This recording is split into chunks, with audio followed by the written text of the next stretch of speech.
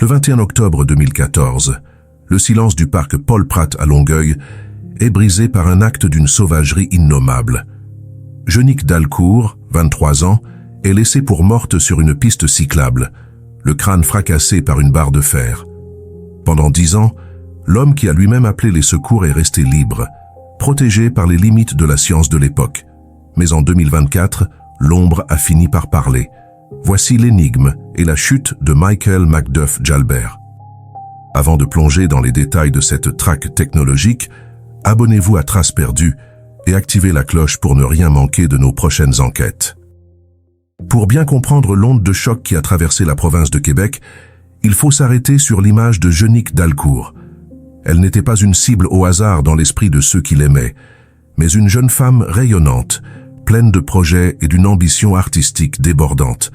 À 23 ans, Jeunique était une habitante de la rive sud de Montréal, dont la vie oscillait entre ses attaches locales et une famille dispersée, notamment son père John et son frère Nick qui vivaient à New York. Cette distance géographique rendait chaque appel, chaque nouvelle de l'enquête, encore plus lourd à porter pour ses proches. Jeunique était une âme créative. Elle aspirait à devenir chanteuse, une passion qu'elle cultivait avec une ferveur qui inspirait son entourage. Le soir de sa mort, elle ne faisait que rentrer de son travail, empruntant une route qu'elle croyait sûre, une routine banale qui s'est transformée en un cauchemar absolu. Sa disparition n'a pas seulement laissé un vide immense dans sa famille, elle a arraché au Québec une voix qui ne demandait qu'à s'épanouir, transformant une jeune femme pleine de vie en le visage d'une lutte acharnée pour la justice. Le cadre de ce drame, le vieux Longueuil, est un quartier où l'histoire rencontre la modernité, mais le parc Paul Prat possédait en 2014 une face cachée bien plus sinistre. La piste cyclable serpentant entre le chemin de Chambly et la rue Normandie était un piège environnemental parfait. À la nuit tombée, cet espace devenait une zone de non-droit visuel. L'éclairage y était si médiocre que des pans entiers du sentier plongeaient dans une obscurité d'encre, rendant toute surveillance naturelle impossible. La végétation, luxuriante mais négligée, créait des parois de feuilles et de branches qui étouffaient les sons et masquaient les silhouettes. C'est ici que la notion de corridor aveugle prend tout son sens tragique. Un agresseur pouvait s'y tapir, invisible, attendant que le bruit des pas d'une victime isolée se rapproche. Jeunique, marchant seule vers 21h50, s'est retrouvée sans aucune ligne de défense, prisonnière d'un urbanisme qui, par omission, avait favorisé la prédation. Le parc, au lieu d'être un refuge, est devenu le théâtre d'une embuscade où chaque arbre et chaque recoin d'ombre jouaient contre elle. L'attaque elle-même a été d'une brutalité qui a glacé le sang des premiers intervenants. L'arme du crime, une barre de fer massive, n'est pas un objet que l'on trouve par hasard au détour d'un sentier de parc. Sa présence sur les lieux suggère une intentionnalité sombre. Soit l'agresseur l'avait apportée avec lui, préméditant un acte de violence, soit il l'avait dénichée à proximité avec une opportunité macabre. Les coups ont été portés avec une rage telle que les blessures ont été immédiatement jugées fatales par les médecins légistes. On ne parlait pas ici d'une simple agression qui avait mal tourné, mais d'un déchaînement de violence gratuite. Les rapports ultérieurs évoqueront également des motivations sexuelles, ce qui placera immédiatement l'enquête dans la catégorie des homicides au premier degré, la forme la plus grave de meurtre dans le code criminel canadien. La scène était un chaos de sang et de métal, contrastant violemment avec la quiétude habituelle de ce secteur résidentiel de la rive sud. Mais l'élément le plus déconcertant de cette nuit-là reste l'appel logé au 911 à 21h50. C'est Michael Macduff Jalbert, un homme de 26 ans, qui contacte les autorités pour signaler la découverte du corps. Dans le monde de la criminologie, le bon samaritain, qui rapporte un crime qu'il a lui-même commis, est un profil psychologique fascinant et terrifiant. C'est une tactique de dissimulation par l'évidence. En étant celui qui appelle, il justifie sa présence sur la scène, ses traces de pas et potentiellement son ADN sur la victime s'il prétend avoir tenté de lui porter secours. C'est une tentative de prendre le contrôle de la narration dès les premières minutes, de se placer au-dessus de tout soupçon en agissant comme un citoyen concerné. Pourtant, pour les policiers du SPAL, quelque chose ne collait pas. L'attitude de l'homme, ses explications sur sa présence dans ce parc sombre à cette heure précise, et les premiers indices recueillis sur place ont très vite transformé le témoin en suspect numéro 1.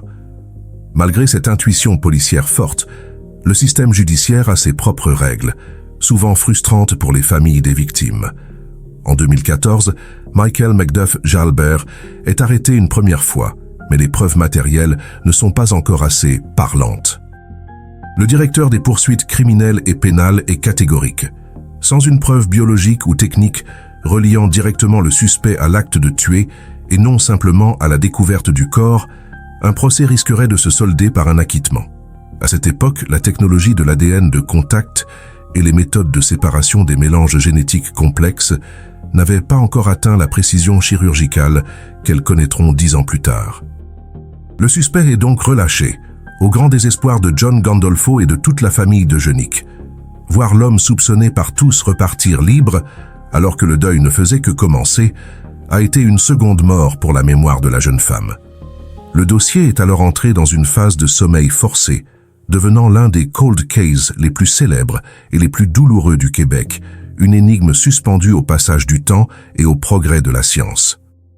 Pendant près d'une décennie, le nom de Jeunick Dalcour est resté gravé dans les esprits comme un symbole d'injustice. Chaque année, à la date anniversaire du 21 octobre, des vigiles étaient organisés au parc Paul Pratt, rappelant aux autorités que le sang versé sur cette piste cyclable criait toujours vengeance.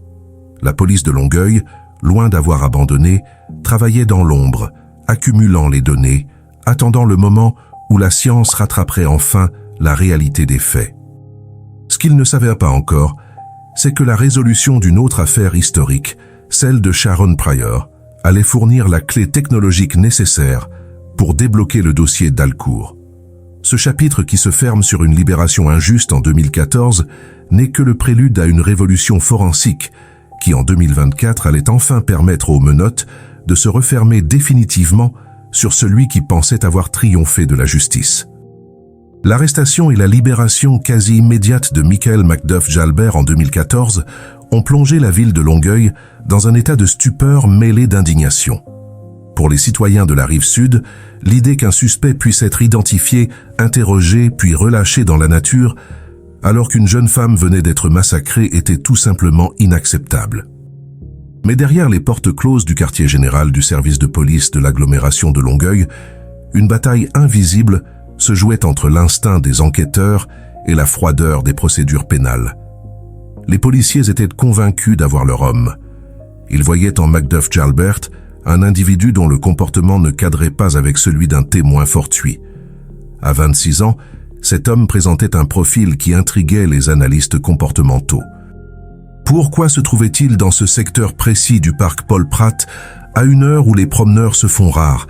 Ses premières déclarations, bien que cohérentes en apparence, contenaient des zones d'ombre que les enquêteurs tentaient désespérément d'éclaircir. Ils ont passé des centaines d'heures à scruter son passé, ses fréquentations et ses habitudes, cherchant la faille qui permettrait de briser son alibi de bon samaritain. Pendant ce temps, les experts du laboratoire de sciences judiciaires et de médecine légale de Montréal travaillaient d'arrache-pied sur les indices physiques. La scène de crime avait été passée au peigne fin sous les projecteurs aveuglants des techniciens en identité judiciaire. Chaque millimètre de la piste cyclable, chaque feuille morte ensanglantée, chaque fibre de tissu avait été répertoriée. L'autopsie de Jeunick Dalcour avait révélé l'ampleur de la rage qui animait l'agresseur. Les coups portés avec la barre de fer n'étaient pas seulement destinés à neutraliser, mais à détruire. La violence était telle qu'elle suggérait une proximité ou une impulsion prédatrice d'une intensité rare. Les médecins légistes ont également relevé des traces suggérant une agression à caractère sexuel, ce qui transformait l'acte en un crime de domination et de prédation pure. Cependant, en 2014, la science se heurtait à un problème de transfert d'ADN. Si Macduff Jalbert affirmait avoir touché Jeunick pour vérifier son pouls ou tenter de l'aider, la présence de son matériel génétique sur le corps de la victime devenait, d'un point de vue juridique, une preuve circonstancielle plutôt qu'une preuve incriminante. C'est ce doute raisonnable, cette faille dans laquelle la défense pouvait s'engouffrer, qui paralysait les procureurs du DPCP. Le système de justice canadien repose sur un pilier inébranlable, la présomption d'innocence et l'obligation pour la couronne de prouver la culpabilité hors de tout doute raisonnable. En novembre 2015, un an après le meurtre, le SPAL a soumis un second dossier plus volumineux au directeur des poursuites criminelles et pénales. Les enquêteurs pensaient avoir solidifié leurs preuves, ajouté des témoignages périphériques et affiné la chronologie des événements grâce à l'analyse des métadonnées des téléphones cellulaires et des caméras de surveillance du voisinage. 2 procureurs d'expérience ont passé des semaines à analyser chaque page de ce rapport. Leur conclusion fut un coup de massue pour la famille Dalcour. Les éléments étaient insuffisants. Il manquait cette preuve irréfutable, ce lien biologique ou technique indéniable, qui aurait permis de dire que Macduff Jalbert n'était pas un simple témoin, mais bien le bourreau. Cette décision a marqué le début d'une période de glaciation pour l'enquête. L'homme qui était dans le collimateur de toute une province disparaissait des radars judiciaires, tout en restant gravé dans la mémoire collective comme le suspect éternel.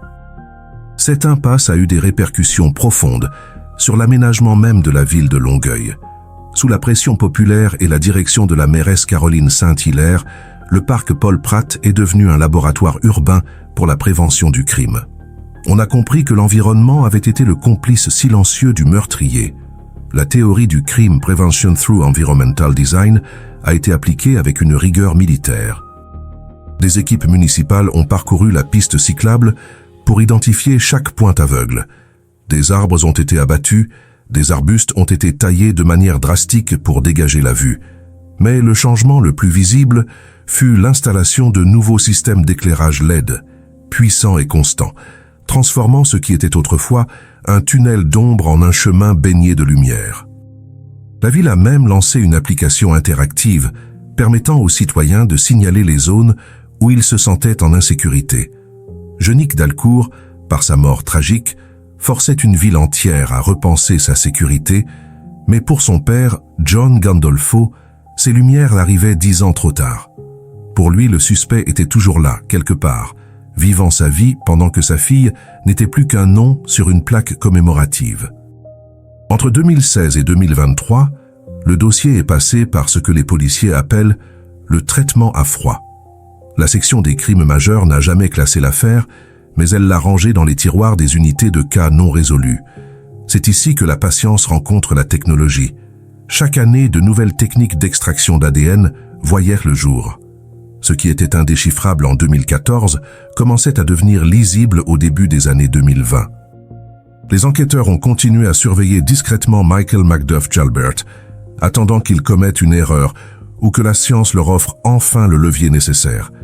Le suspect, lui, semblait s'être évaporé dans une normalité trompeuse, vieillissant de près de 10 ans, s'éloignant de l'image du jeune homme de 26 ans qui avait appelé le 911 cette nuit-là. Mais dans les laboratoires forensiques, les échantillons prélevés sur la barre de fer et sur les vêtements de Jeunique étaient conservés comme des reliques précieuses, attendant que les séquenceurs génomiques de nouvelle génération puissent enfin isoler les microtraces qui allaient tout changer. Le véritable tournant n'est pas venu d'un nouvel indice trouvé sur le terrain, mais d'un succès spectaculaire dans une autre affaire, celle de Sharon Prior. En 2023, la résolution du meurtre de cette adolescente survenue en 1975 a prouvé aux enquêteurs de Longueuil que rien n'est jamais définitivement perdu. En utilisant la généalogie génétique et des tests d'ADN ultra sensibles, la police avait réussi à identifier un suspect mort depuis des décennies. Si cela était possible pour un crime vieux de 50 ans, cela devait l'être pour Jeunique Dalcour. La même équipe d'experts a alors repris le dossier de 2014 avec une énergie nouvelle. Ils ont réexaminé chaque vestige biologique avec des protocoles qui n'existaient pas lors de la première enquête.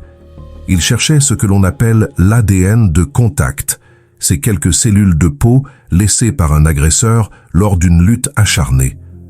En 2014, ces traces étaient trop infimes pour être exploitables. En 2024, elles allaient devenir la signature indélébile d'un assassin. L'enquête a alors pris une tournure scientifique de haute précision. Les experts ont réussi à isoler des profils génétiques, là où 10 ans plus tôt, on ne voyait que du bruit de fond. Plus important encore, ils ont pu réfuter scientifiquement la thèse du transfert innocent.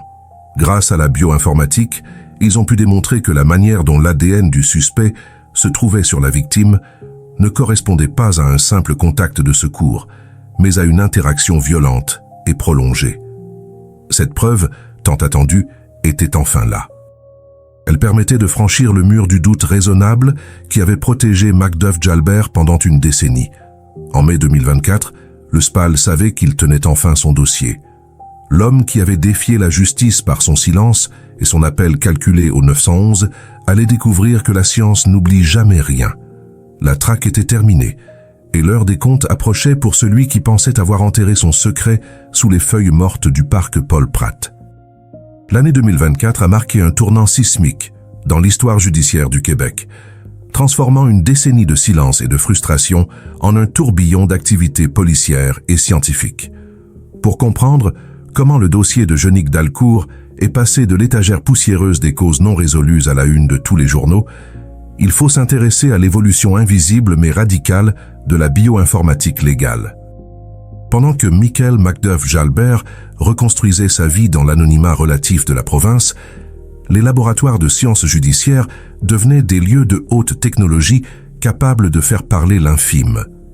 La clé de l'énigme résidait dans ce que les experts appellent le touch DNA, ou ADN de contact. En 2014, il fallait une quantité substantielle de fluide biologique pour obtenir un profil génétique exploitable. En 2024, une simple poignée de cellules épithéliales, invisibles à l'œil nu et laissées par le simple frottement d'une main sur une surface ou un vêtement, suffisait à dresser un portrait moléculaire complet. Les enquêteurs du service de police de l'agglomération de Longueuil, animés par une détermination qui ne s'était jamais démentie, ont décidé de soumettre les pièces à conviction originale, la célèbre barre de fer et les vêtements que portait Jeunic cette nuit d'octobre, à ces nouvelles méthodes de séquençage. Le catalyseur émotionnel et technique de ce renouveau fut sans conteste la résolution de l'affaire Sharon Pryor. Cette jeune fille de 16 ans, assassinée en 1975, avait vu son meurtrier identifié près de 50 ans plus tard grâce à la généalogie génétique. Le succès de cette enquête, menée par la même unité des crimes majeurs du SPAL, a envoyé un message clair. Le temps n'est plus un rempart pour les criminels, il est devenu leur pire ennemi. L'inspecteur-chef Pierre Duquette et son équipe ont réalisé que les outils utilisés pour remonter jusqu'en 1975 pouvaient être appliqués avec une efficacité redoutable au dossier de 2014. Ce n'était plus seulement une question de trouver de l'ADN, mais de l'analyser dans un contexte spatial et dynamique. Les experts ont utilisé des logiciels de modélisation pour prouver que la répartition des cellules génétiques de Macduff Jalbert sur le corps de Jeunic ne correspondait en rien à une manœuvre de secourisme, même maladroite. Les traces étaient situées dans des zones de préhension violente, caractéristiques d'une lutte et d'une agression physique intense. La science venait de transformer une coïncidence suspecte en une preuve accablante, capable de résister aux assauts des avocats de la défense les plus chevronnés. Le matin du mardi 14 mai 2024, une tension palpable régnait au quartier général de la police de Longueuil. Une opération méticuleusement planifiée était sur le point d'aboutir. Michael Macduff Jalbert, désormais âgé de 35 ans, menait une existence qui semblait bien loin du jeune homme nerveux de 26 ans qui avait appelé le 911 10 ans plus tôt. Il pensait sans doute que le passage du temps avait effacé ses traces, que la justice l'avait oublié après les 2 échecs du DPCP en 2014 et 2015. Il se trompait lourdement. Lorsque les policiers ont frappé à sa porte pour procéder à son arrestation, ce n'était pas sur la base de simples soupçons, mais avec la force d'un dossier scientifique bétonné par une décennie de progrès technologiques. L'arrestation s'est déroulée dans le calme, mais l'onde de choc qu'elle a provoquée a retenti bien au-delà des limites de la ville. Pour la famille Dalcour, le téléphone a sonné une nouvelle fois, mais pour apporter enfin la nouvelle qu'ils n'osaient plus espérer, l'homme qu'ils considéraient comme le bourreau de leur fille était sous les verrous. Et cette fois, il n'en ressortirait pas de sitôt. Le lendemain, le 15 mai 2024, Michael Macduff Jalbert a comparu au palais de justice de Longueuil. Le contraste avec ses précédentes apparitions était frappant. Le visage marqué par les années, il écoutait impassible la lecture des chefs d'accusation. La couronne, représentée par la procureure Julie Vincent, ne faisait pas dans la demi-mesure. Il était inculpé de meurtre au premier degré. Au Canada, cette accusation implique soit une préméditation et un dessein réfléchi, soit que le meurtre a été commis lors d'une agression sexuelle, ce qui semble être la thèse privilégiée dans ce dossier. La salle d'audience était chargée d'une émotion lourde, presque étouffante. John Gandolfo, le père de Jeunick, était présent, les traits tirés par 10 ans de combat, mais les yeux fixés sur l'homme dans le box des accusés. Pour lui, ce n'était pas seulement une procédure légale qui commençait, c'était le début d'une vérité qui allait enfin être reconnue par la société tout entière. La procureure Vincent a affirmé avec une confiance sereine que la preuve était désormais robuste et complète, signalant que les lacunes qui avaient empêché les poursuites en 2015 avaient été définitivement comblées par les nouvelles expertises médico-légales. Cette arrestation tardive a également ouvert un débat sociologique important sur la gestion des cold cases au Québec. Le cas d'Alcourt est devenu l'exemple type de la résilience policière. Il a prouvé que la justice n'est pas une course de vitesse, mais un marathon où la persévérance finit par l'emporter sur l'oubli. L'inspecteur Duquette, lors d'une conférence de presse mémorable, a tenu à remercier la famille pour sa patience infinie, tout en soulignant que le travail de ses enquêteurs n'avait jamais cessé, même lorsque le dossier semblait dormir.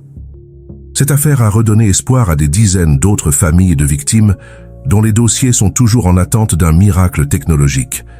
Elle a montré que chaque vêtement conservé, chaque échantillon de sang gardé au frais dans les archives du laboratoire est une promesse de justice qui attend son heure. L'évolution de la science forensique a transformé les preuves biologiques en témoins éternels, des témoins que ni le temps, ni le remords, ni le silence ne peuvent corrompre. Cependant, le chemin vers une condamnation définitive est encore parsemé d'embûches juridiques. La défense de Michael Macduff Jalbert, consciente de l'enjeu, a déjà commencé à préparer sa stratégie pour le procès prévu en 2025. Un point central sera sans doute l'arrêt Jordan, une disposition de la loi canadienne qui limite le délai raisonnable pour être jugé. Les avocats pourraient arguer que les 10 années d'attente ont porté préjudice à leurs clients, que les souvenirs des témoins se sont estompés et que le délai est déraisonnable. Mais la couronne est prête à répliquer que ce délai n'est pas dû à une négligence administrative, mais à l'indisponibilité technologique des preuves à l'époque des faits.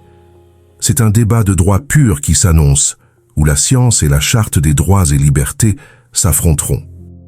De plus, la validité des nouvelles méthodes de touch DNA sera scrutée à la loupe lors d'audiences préliminaires.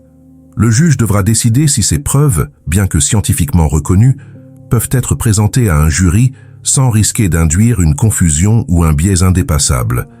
Pendant que les juristes s'activent, la ville de Longueuil continue de panser ses plaies. Le parc Paul Pratt est aujourd'hui un lieu bien différent de ce qu'il était en 2014.